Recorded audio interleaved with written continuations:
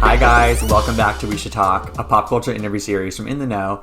I'm your host, Gibson Johns, and this week on the podcast we have Nina Parker, who is an e-host, and she is about to come out with an exclusive line with Macys called the Nina Parker Collection. It is the brand's first ever exclusive plus-size collection with a black woman, and you think in 2021 that shouldn't be a first, but it is, and Nina Parker is she's really filling a void and meeting a need that is not being met right now for the plus size community, and it's really exciting. This podcast is coming out on May 13th, and her line drops at Macys on Friday, May 14th. So, it was kind of a celebratory mood with her, and because I really genuinely think it's exciting, and I don't try to do too many branded interviews in this, but I think what she's doing with Macys is beyond just the brand. I think it means more than that, and so I wanted to hear her thoughts on what are the offerings for the plus size community, and when did she first realize that they weren't up to par with what was offered to everyone else? And what her answer was her entire life. And so I think it's really important to have that conversation. And we talked about her designing her own Oscars gown last year because there weren't enough options for her as a plus size woman. We talked about the importance of this collaboration and the reaction to it so far. And she just had some really poignant things to say. And I brought up this recent controversy with Lena Dunham's recent plus size collection, and Nina didn't really have much to say, which is pretty telling. But she did give a little answer just about Lena in general. So we also obviously talked beyond that. We talked about the recent Oscars and sort of what it's like to be one of those red carpet correspondents who is kind of the object of some of the snark online that people tweet out live, during the Oscars pre-show and during the Oscars, people say snarky things, and she kind of gave perspective on that I think people should listen to, especially if you're somebody who is like myself sometimes, who will tweet out something snarky about red carpet pre-shows. And we also talked about, The Cut recently declared 2021 as the year of the unexpected celebrity couple. And I don't disagree. So I kind of went through some of those unexpected celebrity couples and got Nina's thoughts on them. It was really fun, and she's always a really kind of a joy to interview. And I think you'll really enjoy it. But I didn't have time to ask her about this, but I am obsessed right now with Kim Kardashian. Is it 2.0, 3.0, 4.0? I guess 1.0 was probably like pre-Kanye, like early Keeping Up days. 2.0 was probably Kanye era. So I guess we're in 3.0 Kim Kardashian. But she is really feeling herself right now, and rightfully so. I think that she finally she's filed for divorce, so she finally has Kanye, at least from a relationship perspective and sort of in a day-to-day perspective, kind of in the rear view. And I think that is the lightness of her right now, and sort of back to her old ways. It's kind of refreshing, and I kind of love it. She'll post 10 sultry selfies in a row, and the caption is just Happy Monday, and that's kind of shit that she was doing back in the day. And I just love it. And she did probably what is my favorite photo shoot of hers in years with Skims recently, where it was very pared down. She looked gorgeous. There was shots of her wearing a blonde wig in an elevator, going incognito. It was very kind of lo-fi, but it was amazing. She looked amazing. And obviously I know that there are people watching this and listening to this probably that aren't Kim Kardashian fans. They think that she's just problematic. They kind of write her off as a force for evil. And I'm not, obviously I see some of those things. She has done problematic things in the past, and she can put her foot in her mouth and what have you. She's not a perfect person, and I'm not a stan to that level, but she's also the most influential person in our culture, and she'll continue to be. I think now that we kind of see that she has this lightness again, and she has some of her power back, Kanye isn't dressing her and making her decisions anymore. And I think that dismissing her and negating her as just this force for evil or just this exclusively problematic person is a little bit too simplistic for my taste. And so, I think you have to kind of be paying attention to Kim Kardashian if you want to be paying attention to culture. And that's sort of my job. So I appreciate Kim, and I'm really liking what I'm seeing from her these days, and I'm excited to see sort of what the next era of Kim Kardashian brings. She is going to become a lawyer. She is, working on prison reform. She has this huge Hulu deal, and apparently one of the shows is going to be sort of a Keeping Up redux, but apparently Kendall, Courtney, and Kylie are going to be feature a lot less than Kim and Khloe and Chris and the like. So that's what I've been hearing about the Hulu thing, but other than those commercials with Kris Jenner in them. But yeah, anyway, I'm loving Kim 3.0. Maybe not everyone is, but I am, and I just wanted to share. I didn't have time to ask Nina about that. But Anyway, keep listening for my interview with Nina Parker and shop the Nina Parker collection at Macys starting Friday, May 14th. And please rate, review, and subscribe to We Should Talk wherever you get your podcasts. Thanks, guys.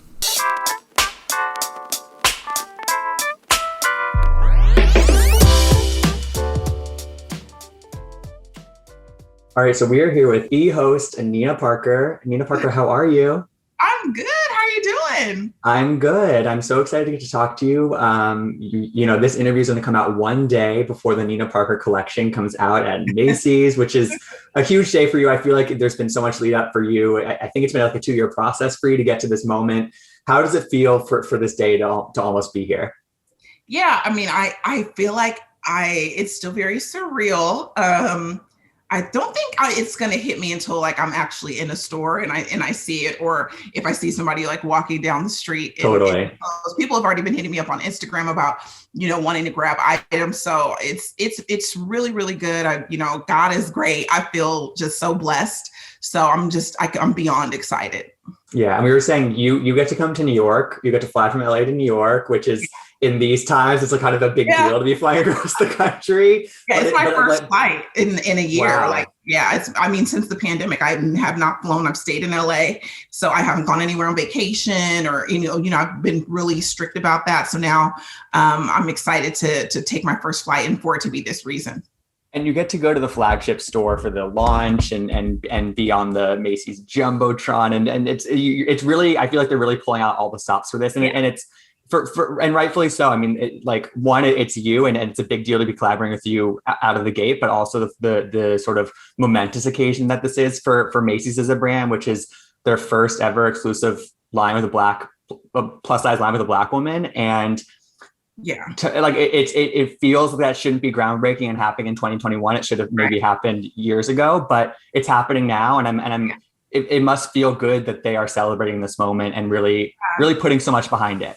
I really love Macys because, and while I am the first Black woman to do an exclusive plus line for Macys, they have carried other, Black owned brands before that were created and they've collaborated with. So they've been really doing a great job with trying to collaborate and elevate people of color and Black designers in general. So collaborating with me is just kind of another step because they're having this line, and it'll be exclusive for the stores and online. And, it's really interesting to have a line that's dedicated to being plus, because sometimes, lines will extend into plus sizes, but this being specifically created for women who are plus size, is just a kind of a different beast. And it's created by a woman who is plus size. And sometimes, when you're shopping, you can tell someone plus size didn't make the clothes, So I want people to, when they put the clothes on, with the material that they feel, the quality of it, the designs being fresh and funky, I want them to know that it was a labor of love. Yeah, definitely. And I want to get more into line, but I would love to hear from you, just because you've talked about, I've read different interviews and things leading up to this interview, and you've talked about how, plus size lines from other brands before are they just sort of they're kind of matronly. They don't celebrate curves. They really feel like an afterthought. And I feel like that's a very common thing that you've seen. But when was sort of the first time that you realized that was the case? That the things that were being offered to you just because of your body shape and size weren't good enough, or weren't sort of always. Yeah, it's never it's never really something that's like an epiphany. It's something that you see and get frustrated by. I've always been a tall girl and thicker in stature, but once I got into college and I was eating on my own and started to get a little thicker and started to go shopping with my friends, and I started to notice this is the clothes aren't on the same floor. They're not available. Why don't they make these jeans in my size, but they make them in my friend's size who's a size 6? Why can't I wear the same jeans as a 6 if I'm a 16? I don't understand why fashion and trendy fashion is only applicable to smaller sizes. It didn't make any sense to me. I'm I want to look good. I want to look cute.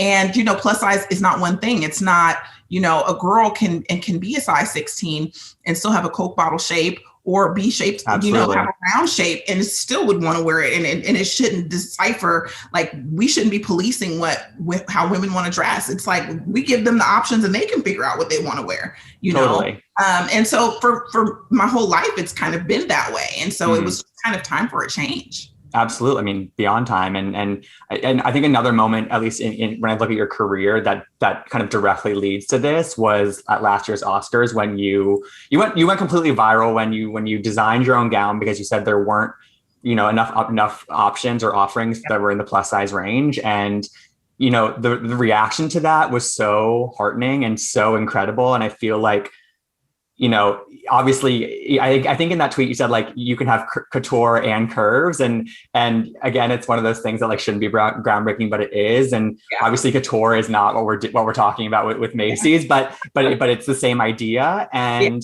what do you sort of like think about when you think back to that moment about a year ago, and sort of how that sort of directly kind of leads into where you are now? Well, I think, a lot of times you're just afraid to do something because you've never done it before. And for me, I was just tired of being frustrated and shopping for, these gowns. And it was just like, nothing's available, or, specifically a lot of designers would design gowns for other people and they just wouldn't even return our calls or emails. And it was a frustrating process, or we'd have somebody say, oh, we'll get back to you. And they never did. But then, on their Instagram, they're saying they empower women. And so it just was this very big contradictory type of behavior I felt that was going on in the fashion industry, where you really just felt like these designers don't want to see thicker girls in their clothes, period. And it's heartbreaking in a sense, but and then you kind of take that. What I've learned to do as I've gotten older is take my frustration or take the things that have hurt me and use them to uplift me, and also to try to help uplift other people. And I have resources now that I didn't have before. So, I have a stylist, and she was like, look, let's find a dressmaker and we'll design our own thing, and they can put it all together. Like, we literally would go downtown and look for fabrics and like just literally from the ground up decided to do it ourselves. And people paid attention. And so, it's great if you can go and get something or somebody helps you, but ultimately if they can't, do it yourself. Totally. And that must have also sort of scratched that design bug for you too. That like, that was obviously a huge moment, and you were part of that designing, and you're part of that process with Macy. So how did that sort of scratch that itch for you and sort of open your eyes to sort of the really nitty gritty of that process? Yeah. Well, honestly, people didn't know, but I was working on the line already when I did the Oscars dress. So that's really what kind of gave me the motivation to really go forward with it, because I had already been approached by Reunited. Hilda, who runs and, is one of the owners of Reunited, watches Nightly Pop and was like, hey, I'm looking to do a plus line and I love your style. And I thought, it was so crazy because I just had a meeting with my agent maybe 2 weeks before and said I wanted to do a plus line. So, it's hard work, but sometimes the stars just align for you. And we hadn't even reached out to brands yet. And Hilda reached out to us. And then she was like, hey, I'm going to take this to different places. And she mentioned Macys. And I thought, girl, they ain't going to call us back. Like, this is Macys. And she was very confident. And actually Hilda made a little like video of me. She said, can you do a video of just saying what plus means to you and what this line would mean to you? I literally just filmed it on my iPhone and sent it to her. And she kind of did this video and sent it to Macys and sent like the design ideas we had. They loved it and said, let's do this. And it literally happened really fast. And I was like, I can't believe this is happening. Like, it happened fast. And she, as soon as they said yes, she was like, girl, we got to get started on this line. We got to deliver. So it literally was like, boom, out the gate. It went from this idea to a meeting to happening all within like a month. And then the pandemic came and kind of slowed things down, but we still continued to create throughout the pandemic. And then we got the launch dates, and it's just been going from there. Yeah, it must have been hard to kind of sit on that secret for a while. Hard. I've been sitting on this since December 2019, so I'm like, it was work. And when I did the Oscar dress, obviously the main question was, are you going to start your own line? But I couldn't talk about it.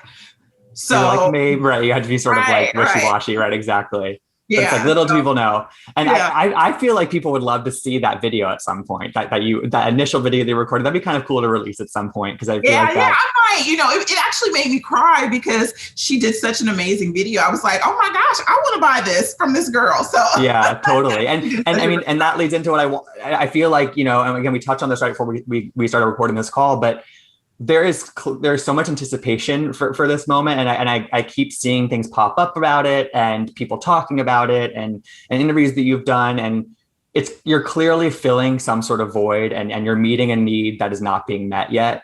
And to me, that just speaks to sort of like the promise of this collaboration and sort of what you are doing. Is that something you are already feeling, that there are people that are really excited about this, that there are people that have been wanting this, that are just like you, that you're kind of giving that need to?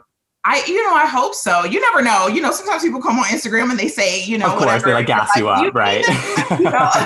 But I will say that my followers are pretty like me. They shoot from the hip. So I don't feel like people need to come and gas me for any reason. I would hope that, I think sometimes when if I was just going and putting my name on this and I hadn't really seen the designs or been a part of it, I probably wouldn't feel this way. But I literally have been a part of every design, from every stitch to every inseam to the color scheme, to changing a sleeve, to shortening the arms, to, what this material feels like. Do we put in power mesh, in these pants to kind of, snatch this woman, in the way that's the most flattering from, every part that you could be a part of. I don't miss a fitting. There's not been one fitting that's happened without me for every piece of clothing on the line. So it's truly a labor of love. And because of that, I think it shows. I think whenever we watch somebody, if you're looking at any of the greats, the reason that people love them so much is because you can tell like they're passionate about what they're doing. Right. And you can also tell when people aren't. And so for me, I never was really interested in fashion. Like, that wasn't, because I felt excluded from it. So it just was like, well, if you don't want me, I don't want you. And now I feel like fashion is not just couture. Fashion is not just runway. It's a lot of things. And and this is fashion too.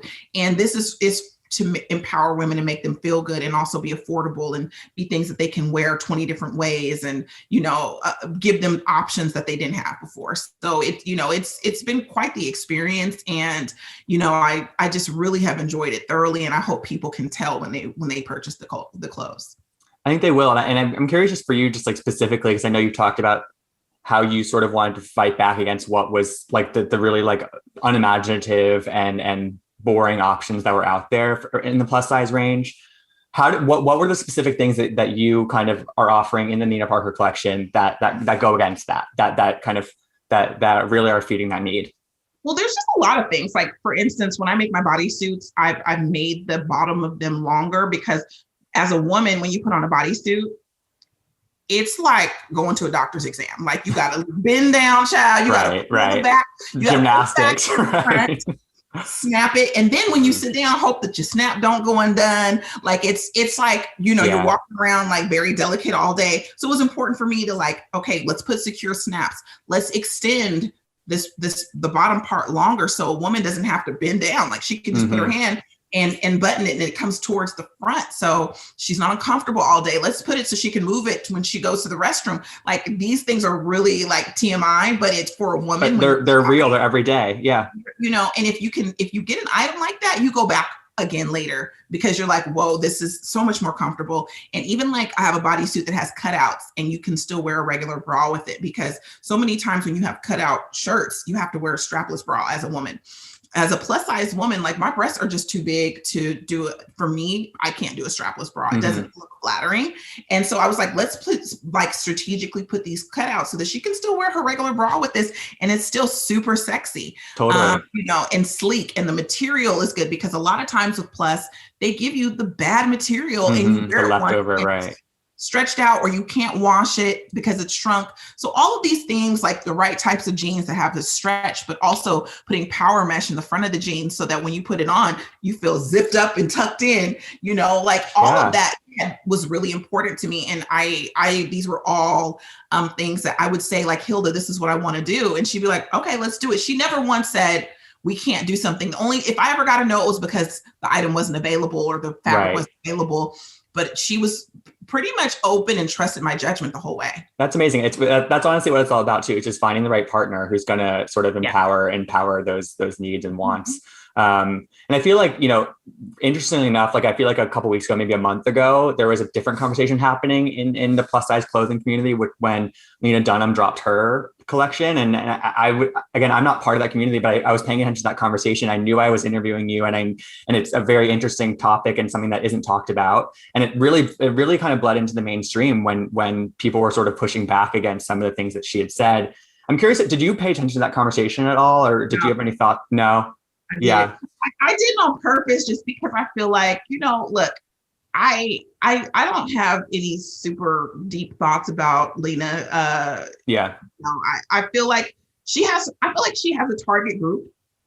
I am not a part of it, even if we're both in the plus community. And that's why there are options, because there are going to be people who do relate to Lena, and there are going to be people who will get her clothes and they will enjoy them. But I don't necessarily think have the same targets and the same goals, and that's okay. Mm-hmm. But I think some people are just going to be who they're going to be. And my hope is like to continue to learn and grow and be open. I know once my line is out, people will have questions as well. And my goal is to just listen. So if there's things that I didn't include or things that can be improved, I'm always open to, like, this is not something that's a straight line. Like, it's going to ebb and it's going to flow, and there's room for improvement. So, I hope that people are patient enough to, this is, like I said, this is a line right now I'm working on November. So amazing. This is a line that's delivering. It's going to continue too, right? Yes, yeah. It's going to continue. So you just like anything. Yeah. Totally. Out the gate, it starts one way, and then you expand and you grow and you create new things and see what the need is. And there could be something people love that I didn't know that they would love that we can bring back. So, I just think it's all about letting people feel like they're being heard, especially in marginalized groups. Yeah, absolutely. And I think, like, again, you're so receptive to that conversation. I think that's how you need to be. And Nina, I feel like over the past, I would say like a year, maybe 2 years, I feel like every several months, like, something big happens with you, or you go viral for a certain reason, or like you get a new gig, or like, I just feel like it's like you're really on this trajectory and you're climbing this ladder that it's been really special to watch. And just as somebody who has watched E for a long time, and to see you just continuing to like kind of widen your platform and embrace your platform and take advantage of your platform. How do you sort of look back on these past, like, I guess, couple years? Because I feel like it's been really concentrated in those couple years for you. Because obviously you want to keep going, but you have to take some moments of reflection and just sort of thinking to that. Yeah, I mean, I feel like I've been doing TV for a really long time. And I think my first national show was in 2007. And, it's so funny because people will be like, oh, yeah, just everything is hitting for you. But it's like, it's been a long journey of ebbs and flows. And, I've been really blessed to stay consistently working. And I think, ultimately, if you have a good work ethic and you do your research and you work hard, people do take notice, even if you think that they're not paying attention. There are so many moments where I felt like people just weren't paying attention. And I felt like I'm trying to make this impact and nobody sees it. But people did see it. And then, your time is your time. So, I just try to stay patient and stay faithful and just remember that I have a voice and I have a purpose. And sometimes not everybody is going to see it or agree with it, but to keep kind of being tenacious and sticking with it. And that's really my mantra for everything that I do. Totally. And actually, something I didn't know about you when I was doing research for this was that you really got your on-camera start at TMZ when Harvey Levin noticed you and noticed just sort of your persona. Yeah. When can you talk a little bit about that time? Because I didn't even know that about you, because I feel like I always thought about like sort of like the love and hip hop stuff, and that was sort of what I heard about early on. But what about TMZ? Looking back at that, I was the OG. We were the OG crew. We were the first. I was the first like newsroom team. Like when they showed up in the room. I was on the very first show. So there was like me and Dax and Max and like all of these people who were part of this like first run part of the group. And so I was on the show for almost 5 years. So that's, kind of how I got my start. And I left the show in like 2011. But a lot of people have forgotten that I was on there because I've been gone for, a decade now. But I was on there every single day. And it was like, when I got on that show, I was in my 20s still. And fresh-eyed baby out of, new to LA. I got my job at TMZ. I literally quit my job. I was living in the Bay Area and quit my job working at a call center because I had kind of given up on the industry, and then just had like an epiphany, thanks to my mother, who was just like, girl, like, this is not what you want to be doing. And just drove to LA and got like this room to rent. And TMZ was my first job in LA. Like, I was a runner, so I was getting coffee and running errands. But I would make comments, in the newsroom about stories. And, Harvey thought I was funny. And so he was like, hey, we have this show that's coming and I want you to start pitching for it. And I was like, no. At that point I had given up on air. I was like, I was a plus size woman. I was a Black woman. I was opinionated. And at the time, like, glossy entertainment news was the way of the world. Totally. And I didn't fit that narrative. So I just assumed like it was over for me. And he was like, no, we're about to do something different and we need somebody like you. And it's not an option. So you're going to pitch. And so I did. It went really well, stayed on the show for 5 years, and then everything just kind of went from there. So it definitely was the opportunity of a lifetime that I'm like eternally grateful for. Right place, right time, baby. Yeah. That's really cool. Yeah. And okay, I have to know, because E Entertainment, the official E Entertainment Twitter account, tweeted the other day, let me see something, or retweet if you want Nina Parker to have her own show. And I'm like, are we teasing something, Nina? You probably can't say, but I mean, I hope that's true. I hope that my hunch is right. No, right now, I think I had made a joke on Nightly Pop. Like, I'm going to have my own show in a year. And I had made the joke and they kind of took it from that joke. Right. There's right now not a plan. Okay. For anything that I know of, unless somebody's calling my phone today. Right now, Nightly Pop is the focus. The clothing line is the focus. I mean, I'm always down for another job and another opportunity. I stay working. But, that is ultimately the goal. The goal is to have my own show eventually. Yeah. Let's manifest it. What I've learned is patience, and I believe in divine timing. So when it's my time for that, it'll happen. And until then, I'm just like enjoying the ride. Well, yeah, I think you should obviously be enjoying what you're doing, because what you're doing is amazing. And what you said earlier was interesting about sort of like, fashion had excluded you for so long, but now you're making your own line. And you're also, I mean, I was watching the Oscars the red carpet coverage. And I mean, other than Juliana, who is doing all the interviews, it's like, you were pretty much like the anchor of that panel. Like it's sort of like, I feel like it just happened. Like all of a sudden, like you're sort of the anchor, you're holding it down. And it's in this huge, I mean, one of the biggest nights in fashion is really the Oscars. Yeah. And I mean, again, like that must be pretty surreal for you to be sitting on the red carpet at the red carpet at the Oscars and be on the premiere coverage of the red carpet. It's crazy, because we do these script reads, and then I see the script reads and I'm like, y'all want me to say all this? Like, are you sure? And they're like, we're sure. And so, it's still, I think one of the reasons why I still continue to love what I do is because I still get giddy and excited at things, even though I've been doing it for many, many years. I think I came on board with doing like the red carpet coverage with E in like 2017, maybe, or 18. And it's, it's been a couple of years and it's still just like I'm brand new. So even if I know I'm leading something or, it still is kind of like a shock to me.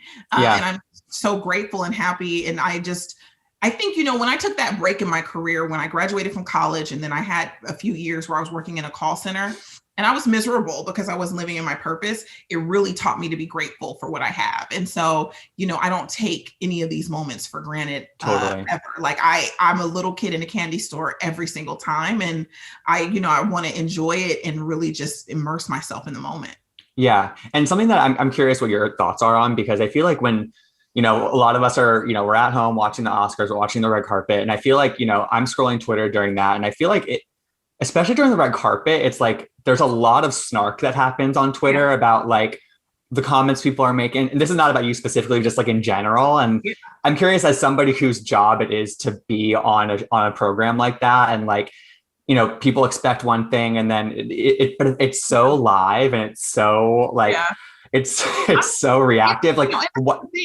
Like when you're doing these shows, like if we're having a conversation, you and I, and we're talking, they say, talk about, Oscar jewelry. And then Holly Berry comes down the carpet unexpectedly, right? and they have to go to her and then come back to us. Like none of that is scripted. We just have to kind of go with it. Like think about like the average person can't even make small talk in the elevator. Like you get in the elevator, you're like, oh, let me get on my phone. Like, exactly. It's difficult to create a conversation when it's just out of the blue. You don't know what's coming. With these red carpets, we don't know what people are going to be wearing or what they're going to be doing. And so sometimes people, I think the banter is cheesy, or they say, oh, like why would they say that? Or why would they do that? And it's just really easy. I think, reporters and hosts get a really bad rap in general for trying to create. And not only that, like we're on TV, so you can't say certain things. So you're in your mind, you got people in your ear in the booth. There's certain things and rules and regulations you have to stay by. There's information you're trying to find out about the person, having a conversation. There's people all around you. There's a crew. So it's just like, I don't think people give hosts enough grace. They expect perfection with someone who's covering that kind of stuff. And so that's why I just try to be as authentic as possible and just say like, it's crazy. We don't know what's going on, but here's how I feel. Here's what we think, and let people kind of lift the curtain a little bit to make them feel like they're a part of the process, so they can see just how crazy it is. That's worked the best for me, instead of trying to just pretend that everything is perfect. If we're all perfect, talk generically. I feel like people want to know the real. Like, what kind of Spanx is she wearing? How much did this absolutely outfit cost? They want to know the real. Yeah, they want that fourth wall to be broken a little bit these days. Right. I think that's absolutely correct. So I think we have like 5 more minutes, but I want to end with some fun reactions from you just about, so the Cut recently declared 2021 as the year of the unexpected celebrity couple. And I actually kind of agree with them. There are some interesting pairings happening in Hollywood. Okay. And I'm just curious what your thoughts are on some of these couples that are being written about a lot. Okay. The first is Courtney and Travis Barker. What do you think about them as a pairing? Oh, I love them together. They're cute. I don't know if it'll be a fast burn, because it hit the ground running from what it's burning fast, right? Yeah. So sometimes when you start that hot, it fizzles. But I think Travis had made a comment that because they both have kids, they have to spend some time apart. And I think that's honestly what keeps their relationship fresh, is because they look forward to seeing each other. So I feel like it may be fast burn, but it could have some longevity to it. I mean, he's already got her tatted on his body, so it's, something's working. And they have that I feel like their families have been so close for a while, so that gives them that really foundation. Like them together, and I feel like she brings out a different side of Courtney, and I think she kind of needs a guy that's very alpha like Travis. And they look happy together. I'm happy for them. I totally agree. And I totally agree. Megan Fox and Machine Gun Kelly, they were together at last year, but again, they're all over the place, and I know it's controversial how they got together. It was a little sticky situation, but I think they're cute. I'm always here for the older woman, younger man situation. So absolutely, she's out here killing it. She looks great. They look like they have fun. I'm here for couples who look like they enjoy each other's company. You see some couples and it's like, I mean, are y'all even happy together? So to see them thriving, if they like it, I love it. Yeah. And I think with Megan too, it was sort of like, I feel like we didn't see enough of her for a while. And then all of a sudden, like now, and it was kind of dark with some of like the divorce stuff. So like, she just seems happy and she's back in the spotlight, I think, where she belongs. So I love that. She's excited. Shailene Woodley and Aaron Rodgers. It's an odd pairing, I feel like. Odd. But again, they seem happy. Like, I feel like Aaron, I don't feel like people talk about enough, like all his girlfriends are famous, which like, I feel like if it was a woman and she was dating all these famous men, like Taylor Swift, people would be like, oh, she's dating this. Next question. Them the same way. Yeah. So it's always interesting to me, but they seem like chill. They seem like they eat their granola bars, child, and sit on the beach. And they seem like very chill and relaxed around each other. Very zen when I look at the two of them. So, again, like if they're happy, I'm here for it. Totally. Second to last one, Pete Davidson and Phoebe Denevor from Bridgerton. What are our thoughts there? That to me is like one of the, I want to get your thoughts first.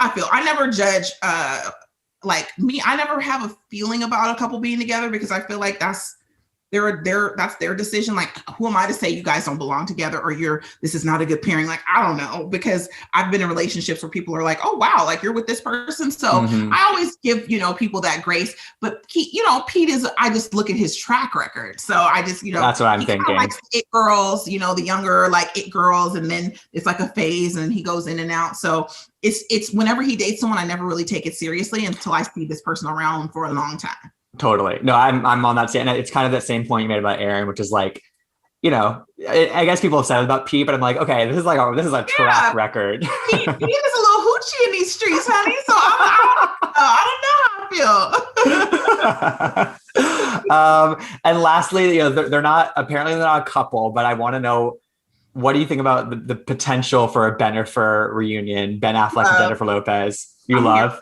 He was my favorite. Like when the whole like J-Lo era happened and she was like dating all the major A-list guys, Ben and her were my favorite couple. I remember they did like an interview, I think it was like 60 Minutes or something, where they were at like this lake house and she was cooking for him. Like, I don't know if anybody remembers that interview, but I do. And I was like, oh, they're so cute together. And then when they broke up, I felt like my friends had broken up. And then, and you never felt like they were getting back together because they were both married and had kids with other people. And so the fact that I think that it speaks to their connection, even if it's just a friendship. Yeah. 20 years later, there are people who I never want to see again, and so 20 years later that they can reconnect. And even if they are just friends, I think it's really cool. So, and sometimes I think your friends can be your soulmate. It doesn't mean you're going to marry them, but I think you can have these like soul ties with people that you don't end up with. So I think either way, they have a connection that's going to last for a really long time. Mm-hmm. And he's out here like giving like really nice secondary quotes for like her like magazine profiles for her. Like we knew something was coming when he left that quote. I was like, oh, he's single now. He's on these dating apps. So I feel like, if I was available and J-Lo was too, I'd be wanting to date her too. Well put. Well, Lena Parker, this was so fun. I'm so glad to talk to you, and congratulations on the Lena Parker collection with Macys. Where can people shop and buy it? Where and when? And also, where can people follow you outside of after watching this interview? So the collection will be available at Macys, select Macys stores and Macys online as of May 14th. And you can follow me on all of my socials. It's the same name across the board. It's Ms. Gossip Girl, MZ Gossip Girl. I love it. Well, Lena, thank you so much, and we'll talk again soon. Thank you so much. Bye, Nina. Have a good one. Nice to see you again. Thank you so much for listening. For more celebrity interviews, subscribe to We Should Talk on Apple Podcasts or wherever you get your podcasts. If you like what you heard, please rate and review us, as any show of support you can give us would be greatly appreciated. You can follow me at Gibsonoma on Twitter and Instagram, and you can follow In The Know at In The Know on Twitter and at Watch In The Know on Instagram. We'll talk to you next time.